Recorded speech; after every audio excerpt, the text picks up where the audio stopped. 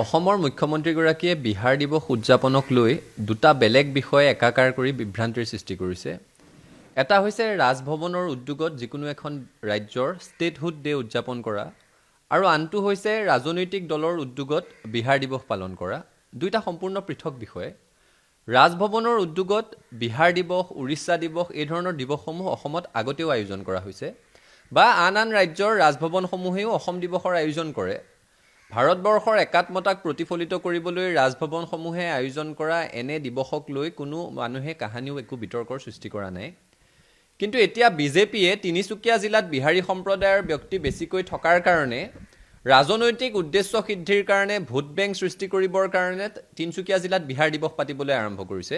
সেই কথাটো কোনো কাৰণত গ্ৰহণযোগ্য নহয়। আজি তিনিচুকীয়া জিলাত বিহাৰী সম্প্ৰদায়ৰ ব্যক্তি বেছিকৈ আছে কাৰণে তাত বিহাৰ দিৱসৰ আয়োজন কৰিব।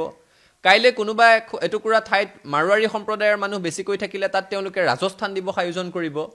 এই ধৰণেৰে বিশেষ বিশেষ সম্প্ৰদায়ৰ তুষ্টিকৰণৰ নামত সেই সম্প্ৰদায়সমূহক অসমৰ সমাজ জীৱনৰ সৈতে জিন যোৱাত বিজেপি হেঙাৰ হিচাপে থিয় হৈছে।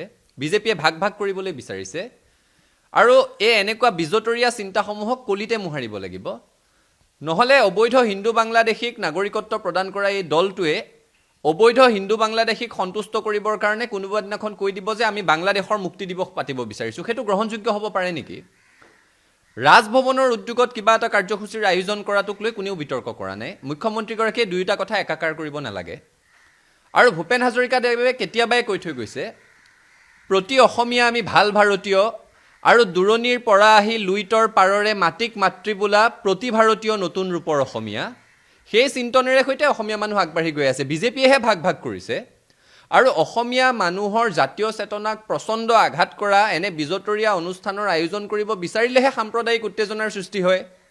গতিকে মুখ্যমন্ত্ৰীগৰাকীয়ে কৈ থকাৰ দৰে যদি অসমৰ কোনো বাহিৰত কৰ্মৰত যুৱক যুৱতী ইয়াৰ দ্বাৰা ক্ষতিগ্ৰস্ত হয়, তেতিয়াহ'লে এনে সাম্প্ৰদায়িক উত্তেজনা সৃষ্টি হ'ব পৰা বিজতৰীয়া অনুষ্ঠানৰ যিসকল উদ্যোক্তা তেওঁলোক দায়বদ্ধ হ'ব লাগিব। বেলেগৰ গালৈ মুখ্যমন্ত্ৰীয়ে দুখ ঠেলি লাভ নাই। আমি পুনৰ কৈছোঁ, মুখ্যমন্ত্ৰীয়ে দুটা বেলেগ বিষয় একাকাৰ কৰি বিভ্ৰান্তিৰ অযথা সৃষ্টি কৰিব নালাগে।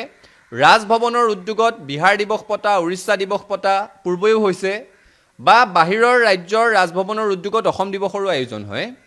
কিন্তু ৰাজনৈতিক ভোট বেংক সৃষ্টি কৰাৰ স্বাৰ্থত, ৰাজনৈতিকভাৱে নিৰ্বাচনী বৈতৰণি পাৰ হোৱাৰ স্বাৰ্থত, আৰু সাম্প্ৰদায়িক তুষ্টিকৰণৰ কাৰণে জিলাই জিলাই বিহাৰ দিৱস পাতিব, কাইলৈ ৰাজস্থান দিৱস পাতিব, পৰহিলৈ পশ্চিমবংগ দিৱস পাতিব, কোনোবা দিনাখন কৈ দিব যে বাংলাদেশৰ মুক্তি দিৱস পাতিম।